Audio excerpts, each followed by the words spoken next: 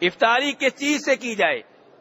سحری کے بارے میں بتا چکا ہوں کہ سحری کے کھانے میں سب سے عمدہ چیز شریعت کے ہاں کیا ہے؟ کھجور۔ اب آتے ہیں افطاری کی طرف۔ تو میرے بھائیو، افطاری کے ضمن میں جناب انس ابن مالک رضی اللہ عنہ نبی علیہ السلام کی سنت اور آپ کا طریقہ نقل کرتے ہوئے فرماتے ہیں کہ نبی علیہ السلام نماز پڑھنے سے پہلے افطاری کیا کرتے تھے اور رطب کھجوروں سے کیا کرتے تھے۔ کون سی کھجوروں سے؟ لفظ تو بولیں، معنی بتاؤں گا میرے بھائی۔ کن کھجوروں سے؟ رطب کھجوروں سے۔ یہ لفظ آپ کو زبانی یاد کروانا چاہتا ہوں کیونکہ آج کل آپ یہاں پہ ہیں، مسجد نبوی میں ہیں۔ تو رطب کھجوریں میرے بھائیوں کہتے ہیں ترو تازہ کھجوروں کو۔ عام طور پہ میرے پاکستانی بھائی، انڈین بھائی جو کھجوریں اپنے ملک میں لے کر جاتے ہیں یہاں سے، وہ خشک کھجوریں ہوتی ہیں۔ اور رمضان میں اللہ کے فضل و کرم سے مسجد نبوی میں آپ کو اس سنت کے اوپر بھی عمل کرنے کا موقع ملتا ہے کہ یہاں پہ آپ کو ترو تازہ کھجوریں ملتی ہیں۔ ابھی جو دسترخوان لگے ہوں گے اکثر کے اوپر رطب کھجوریں ہوں گی، ترو تازہ، خشک کھجوریں نہیں ہوں گی، بلکہ وہ کھجوریں ہوں گی جو وہ فریج سے نکال کے لائیں گے اور ترو تازہ آپ کو محسوس ہوں گی۔ تو نبی علیہ السلام ترجیح کس کو دیتے تھے افطاری میں؟ سب سے پہلے رطب کھجوروں کو، اور اگر وہ نہ ملتی پھر آپ افطاری کرتے خشک کھجوروں سے، اور خشک کھجوریں نہ ملتی تو پھر آپ افطاری میں پانی کے چند گھونٹ پی لیتے۔ تو میرے بھائیو یہ ترتیب ہے افطاری میں۔ تو نبی علیہ السلام کی اس سنت کے اوپر بھی عمل کرنے کی ہر ممکن کوشش کرنی چاہیے۔ میرے بھائیو، روزے کے آداب میں سے پانچواں ادب کہ جب آپ روزہ افطار کریں گے کون سی دعا پڑھیں گے؟ ہاں جی میرے بھائیو، کون سی دعا پڑھنی چاہیے؟ کوئی پڑھے بھائی؟ جی جی، ابھی کا آمنتو۔ میرے بھائیو، میں تھوڑا سا پیچھے جاؤں گا، افطاری سے پہلے سحری کی طرف آتے ہیں۔ سحری میں کون سی دعا پڑھنی ہے؟ نیت کیسے کرنی ہے؟ بھائی بتا رہے ہیں وَبِصَوْمِ غَدٍ نَوَيْتُ مِنْ شَهْرِ رمضان۔ اس کا ترجمہ کیا ہے؟ اس کا ترجمہ یہ ہے کہ میں رمضان کے کل کے روزے کی نیت کرتا ہوں۔ میں نے رمضان کے کل کے روزے کی نیت کی۔ میرے بھائیو، روزہ آپ آج رکھ رہے ہیں اور یہ کہہ رہے ہیں میں نے کل کے روزے کی نیت کی، یہ کیا ہوا؟ روزہ آج کا رکھنے لگے ہیں اور نیت کل کے روزے کی کر رہے ہیں، یہ کیا چکر ہے؟ میرے بھائیو، جب دعائیں ہم اپنے گھر میں بنائیں گے، میڈ ان پاکستان ہوں گی، میڈ ان انڈیا ہوں گی، میڈ ان مدینہ نہیں ہوں گی، تو ان میں ایسے چکر چل جاتا ہے۔ میرے بھائی، آپ درس کی طرف توجہ رکھیں۔ یہ رمضان کے پہلے دن چھوٹے موٹے جھگڑے ہو جاتے ہیں، ہر کوئی چاہتا ہے میں دسترخوان لگاؤں، ہر کوئی چاہتا ہے میں افطاری کراؤں، تو اس معاملے میں جھگڑا کبھی کبھار ہو جاتا ہے، آپ توجہ ادھر رکھیں۔ تو کہنے کا مطلب یہ ہے وَبِصَوْمِ غَدٍ نَوَيْتُ مِنْ شَهْرِ رمضان کہتے ہیں۔ تو میرے بھائیو، نیت جو ہوتی ہے وہ دل سے ہوتی ہے، زبان سے نہیں ہوتی۔ یہ زبان سے نیت کے الفاظ گھڑے گئے ہیں، اپنی طرف سے بنائے گئے ہیں، یہ نبی علیہ السلام نے نہیں بتائے، آپ کے 1 لاکھ سے زائد صحابہ کرام میں سے کسی صحابی نے نہیں بتائے، 4 اماموں میں سے کسی امام نے نہیں بتائے، شیخ عبدالقادر جیلانی رحمہ اللہ نے نہیں بتائے، یہ اپنی طرف سے بنائے گئے ہیں، اس لیے بناتے ہوئے غلطی بھی ہو گئی ہے۔ کہنا یہ چاہیے تھا کہ آج کے روزے کی نیت کرتا ہوں، اور نیت کے الفاظ کیا ہمیں سکھائے گئے ہیں؟ کل کے روزے کی نیت کرتا ہوں۔ تو بہرحال میرے بھائی، روزہ جو ہے اس کی نیت ضروری ہے، لیکن نیت دل میں ہوتی ہے۔ دل میں آپ کو پتا ہونا چاہیے کہ آج میں روزہ رکھنے لگا ہوں، دل میں آپ کو پتا ہونا چاہیے کہ آج فجر سے پہلے میں کھانا کیوں کھا رہا ہوں۔ میں تو کھانا کھایا کرتا تھا صبح 8 بجے، 9 بجے، 10 بجے، آج فجر سے پہلے کھانا کیوں کھا رہا ہوں؟ اس لیے کہ میں نے آج روزہ رکھنا ہے، اس لیے کہ آج میرا روزہ ہوگا۔ آج آپ فجر سے پہلے، آپ نے فجر سے پہلے کا الارم کیوں لگایا ہے؟ کیوں اٹھے ہیں فجر سے پہلے، اتنی دیر پہلے؟ روزہ رکھنے کے لیے، اس کا نام نیت ہے۔ تو نیت کے الفاظ زبان سے ادا کرنا درست نہیں ہے، نہ نماز کے لیے اور نہ روزوں کے لیے۔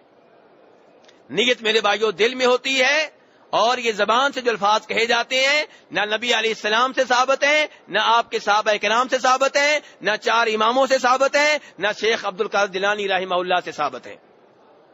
اور جو چیز آپ علیہ السلام کے زمانے میں دین نہیں تھی وہ بعد میں دین نہیں بن سکتی، جو چیز صحابہ کرام کے زمانے میں دین نہیں تھی وہ بعد میں دین نہیں بن سکتی، جو چیز 4 اماموں کے زمانے میں دین نہیں تھی وہ بعد میں دین نہیں بن سکتی۔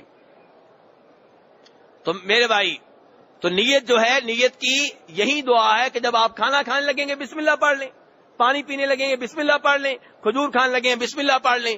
الگ سے وَبِصَوْمِ غَدٍ نَوَيْتُ مِنْ شَهْرِ رمضان، یہ الفاظ بدعت ہیں، دین کا حصہ نہیں ہے، دین میں ان کو داخل کرنے کی کوشش کی جا رہی ہے اور انشاءاللہ یہ کامیاب نہیں ہوگی۔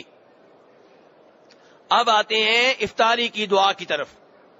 افطاری کی دعا کے طور پہ 2 دعائیں ابو داؤد میں آئی ہیں۔ ابو داؤد میں کتنی دعائیں آئی ہیں میرے بھائیو؟ 2، اور ایک ساتھ ہیں دونوں۔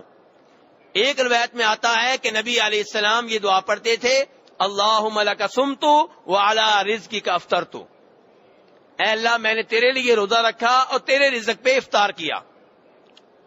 لیکن مسئلہ یہ ہے کہ یہ دعا نقل کرنے والے آپ علیہ السلام سے صحابی نہیں، تابعی ہیں۔ تابعی وہ ہوتا ہے جس نے نبی علیہ السلام کو نہ دیکھا ہو بلکہ صحابی کو دیکھا ہو، اسے کیا کہتے ہیں؟ اب یہ تابعی کہہ رہے ہیں کہ مجھے یہ دعا ملی ہے، اللہ کے رسول کہتے تھے، کہاں سے ملی، کس نے بتائی، کدھر سے لی، کوئی پتہ نہیں ہے، اس لیے یہ دعا جو ہے اس کی نسبت نبی علیہ السلام کی طرف کرنا درست نہیں ہے، کیونکہ یہ بات تابعی کہہ رہے ہیں، صحابی نہیں کہہ رہے۔ دوسری دعا اس کے ساتھ ہی ہے، وہ نقل کرنے والے جناب عبداللہ ابن عمر رضی اللہ عنہما صحابی ہیں، بلکہ صحابی ہیں، صحابی کے بیٹے ہیں۔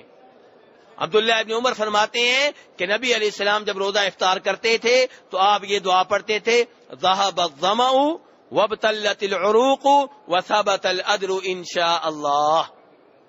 تو یہ دعا پڑھنی چاہیے، ذهب الظمأ، پیاس چلی گئی، وابتلت العروق، رگیں تر ہو گئیں، وثبت الاجر انشاء اللہ، اگر اللہ نے چاہا تو اجر مل کر رہے گا۔ تو یہ دعا ثابت ہے، یہ یاد کریں۔ آپ کو کس کتاب میں ملے گی؟ حصن المسلم۔ حصن المسلم دعاؤں کی کتاب ہے، 2-3 ریال کی آتی ہے، اور اس میں وہ دعائیں ہیں جو نبی علیہ السلام نے بتائی ہیں اور صحیح احادیث سے ثابت ہیں۔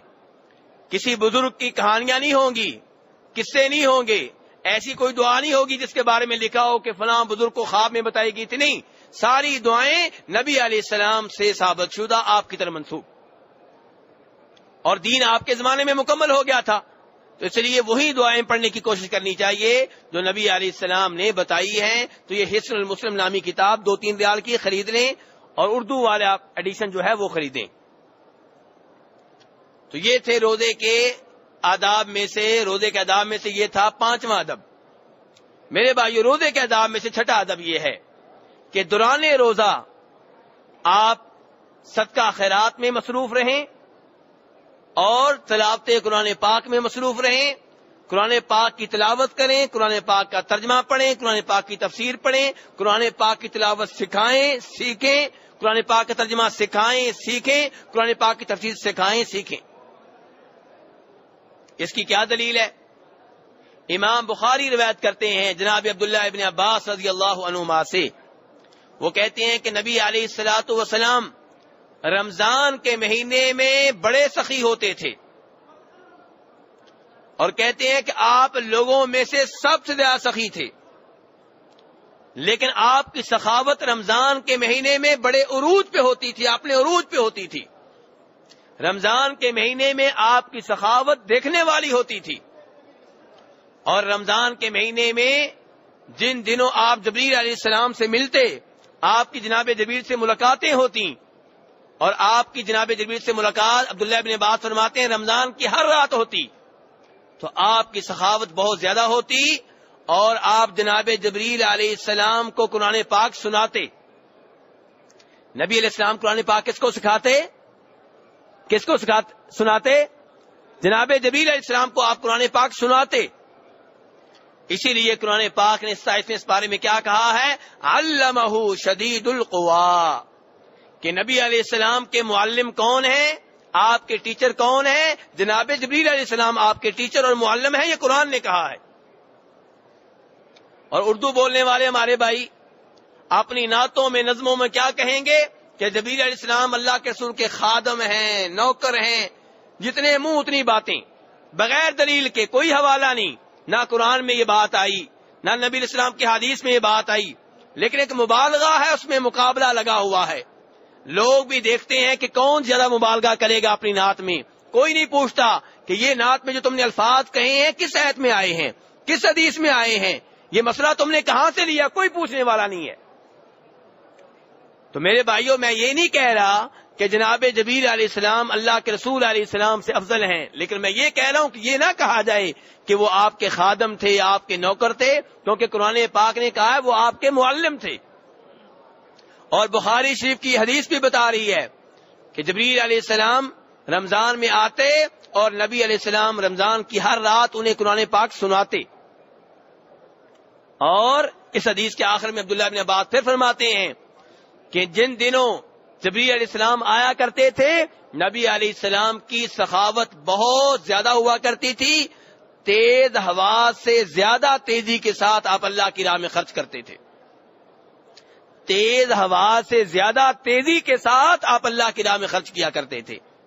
تو اس لیے میرے بھائیو، مسلمان کا دن، مسلمان کی رات رمضان میں کس چیز میں گزرے؟ صدقہ خیرات میں، تلاوت میں، کبھی اس یتیم کی مدد کر رہے ہیں، کبھی کسی بیوہ کی مدد کر رہے ہیں، کبھی مسجد میں حصہ ڈال رہے ہیں، کبھی مدرسے میں حصہ ڈال رہے ہیں، کبھی کسی مریض کی مدد کر رہے ہیں، کبھی پڑوسی کا ساتھ دے رہے ہیں، کبھی رشتے دار سے تعاون کر رہے ہیں، اور کبھی صبح تلاوت کر رہے ہیں، زور کے وقت اٹھے قرآن پاک کا ترجمہ شروع کر دیا، عصر کے بعد تفسیر شروع کر دی، مغرب کے بعد ٹائم ملا دین کے بارے میں، قرآن پاک کی تفسیر کے بارے میں کوئی کیسٹ سن لی، یعنی کہ پورا رمضان وقف کر رکھا ہے اللہ کی راہ میں صدقہ خیرات کرنے کے لیے اور قرآن پاک کی تلاوت، ترجمہ و تفسیر کے لیے۔ یہ روزے کے آداب میں سے ایک ادب ہے میرے بھائیوں۔ روزے کے آداب میں سے 7واں ادب یہ ہے کہ آپ ان گناہوں سے اپنے آپ کو محفوظ رکھیں جن کی وجہ سے روزے کا اجر ضائع ہو جاتا ہے، روزے کا ثواب ضائع ہو جاتا ہے، کیونکہ اللہ تعالیٰ نے بھی قرآن پاک میں کیا فرمایا ہے؟ فرمایا یا ایھا الذین آمنوا کتب علیکم الصیام کما کتب علی الذین من قبلکم لعلکم تتقون، اے ایمان والو تم پہ روزے فرض کیے گئے ہیں جیسا کہ ان لوگوں پہ فرض کیے گئے تھے تم سے پہلے تھے۔ کیوں فرض کیے گئے؟ اللہ کہتے ہیں لعلکم تتقون، تاکہ تم پرہیزگار بن جاؤ، تاکہ تم متقی بن جاؤ، تاکہ تمہیں گناہوں سے دور رہنے کی عادت پڑ جائے، تاکہ تمہیں ان کاموں سے دور رہنے کی عادت پڑ جائے جن کاموں کی وجہ سے جہنم کی آگ میں جانے کا خطرہ ہے۔ اور نبی علیہ السلام فرماتے ہیں من لم یدع قول الزور والعمل به فلیس للہ حاجۃ فی ان یدع طعامہ وشرابہ، کہ جو رمضان کے مہینے میں جھوٹ سے دور نہیں رہتا، جھوٹی گواہی سے دور نہیں رہتا، روزہ رکھنے کے باوجود جھوٹ بولتا ہے، جھوٹے کام کرتا ہے، جھوٹی گواہیاں دیتا ہے، اللہ تعالیٰ کو اس کے بھوکے پیاسے رہنے کی کوئی ضرورت نہیں ہے۔ اگر ہم فجر سے لے کے مغرب تک بھوکے رہتے ہیں اللہ کو کیا ملے گا؟ اگر مغرب سے فجر تک ہم بھوکے رہتے ہیں اللہ کو کیا ملے گا؟ کچھ نہیں ملے گا۔ اللہ تو دیکھ رہے ہیں ہمارے تقویٰ کی طرف کہ ہم کس قدر اللہ سے ڈرتے ہیں، اور اللہ سے ڈرتے ہوئے کھانے سے بھی دور رہتے ہیں، پانی سے بھی دور رہتے ہیں، بیگم سے تعلقات قائم کرنے سے بھی دور رہتے ہیں، غیبت، چغلی، جھوٹ، سود، رشوت اور اس طرح کے گناہوں سے بھی دور رہتے ہیں۔ اللہ یہ دیکھ رہے ہیں کہ یہ میرا بندہ کس قدر مجھ سے ڈرتا ہے، کس قدر اطاعت کرتا ہے میری، اور کس قدر اطاعت کرتا ہے میرے رسول علیہ الصلوۃ والسلام کی۔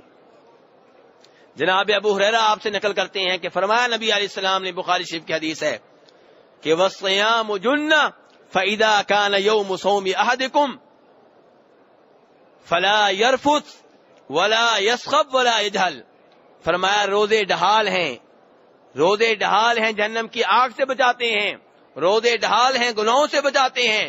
فرمایا جب تم میں سے کسی کا روزہ ہو فلا یرفث، تو بےہودہ گوئی نہ کرے، فحاشی نہ کرے، گندی باتیں نہ کرے، بیگم سے تعلقات قائم کرنے سے دور رہے، اور اس میں یہ بھی آ گیا کہ روزے کے دوران گندی فلمیں نہ دیکھی جائیں، غیر عورتوں کو نہ دیکھا جائے، ولا یسخب شور شرابہ نہ کرے، ولا یجہل کسی سے لڑائی جھگڑا نہ کرے۔ یہ روزے کے آداب ہیں۔ روزے کے آداب میں سے آخری ادب، 8واں ادب، کہ اگر دوران روزہ آپ سے کوئی اور جھگڑتا ہے، کوئی آپ کو برا بلا کہتا ہے، کوئی آپ سے لڑائی کرنے کی کوشش کرتا ہے، تو آپ اس سے کہہ دیں انی صائم، میں روزے کی حالت میں ہوں۔ تم نے تو مجھے گالی دے لی، میں نہیں دوں گا کیونکہ میں روزے کی حالت میں ہوں۔ تم نے تو مجھے تھپڑ مار لیا، میں نہیں ماروں گا کیونکہ میں روزے کی حالت میں ہوں۔ تم نے میرے ساتھ ظلم و زیادتی کر لی، میں نہیں کروں گا کیونکہ میں روزے کی حالت میں ہوں۔